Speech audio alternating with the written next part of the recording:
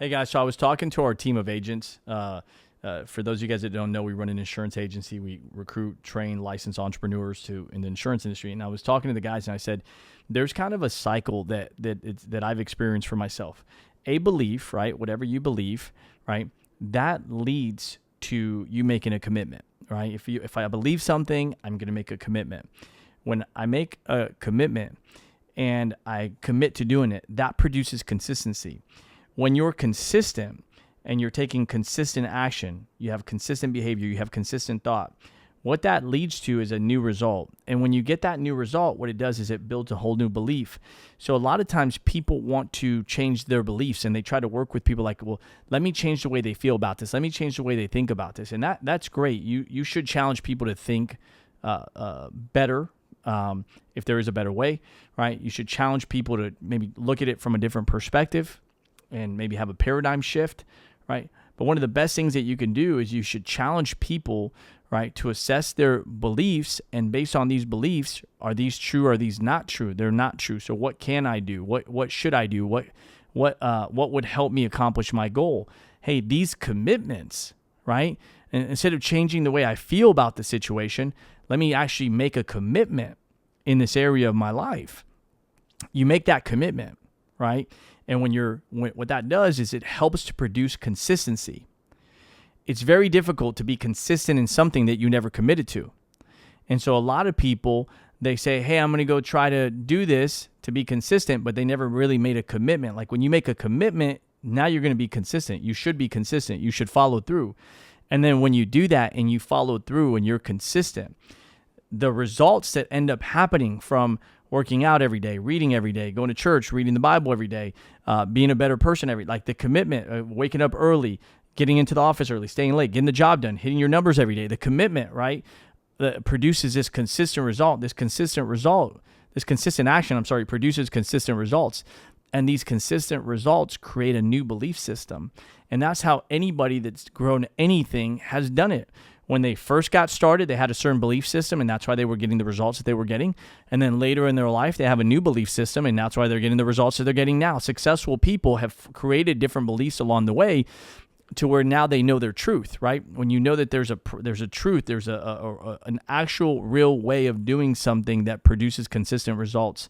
That's predictable. You're not trying to get lucky. You're not hoping it works. You know it works, right? You know the system. You've mastered the system. You've stayed curious long enough to figure out how it works. And that's really what produces so much energy. These guys that are seeking mastery, these people that are seeking to constantly get better at what they're doing, they're looking at every single thing as, how could it be improved? How can I do better? How do we enhance it? How do we duplicate it? How do we teach it to other people? How do we get this result consistently? How do we test this? How do we add more value? How do we make it better? How do we make it faster? When you're approaching life from this perspective of curiosity and commitment to mastery, the energy that you do things with is so different than a person that's just seeking the results, right? Well, I want to make this money. I want this life. I want to buy that car. I want that house. Oftentimes, those people don't even get those things. Why?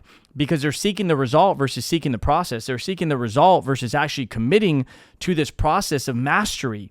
And Robert Greene wrote a book called Mastery, and he talks about what happens to the neurons and the energy when they're utilized to think, when they're activated, how it produces more energy. That energy produces more energy. And energy, like when you bring energy into something, right, that typically grows. You bring energy into your business, and your business grows. You bring energy, you exercise more, your body gets stronger, right? You bring energy, you're reading a book and your mind gets stronger. And then you have a stronger mind, you have a stronger body, you have a stronger business, you have so the results get even more successful, and they start compounding. And then, you build this psychological momentum in life. So for me, I try to help people, hey, let's make a commitment, right? This is what you want. Let's make a commitment.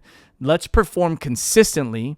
Let's analyze those results to see what's going on. What is the conversion numbers? In our business, people will go out there and they'll connect with the community. We call that prospecting, getting a number. And well, what's that conversion number from a prospect, right, to an actual appointment? What's the conversion number of calls that you make to actually how many appointments you set? What's the conversion number from appointments that you run to how many appointments you close? What's the conversion number from people that you get on board as an agent to maybe helping them get licensed to first check to $1,000?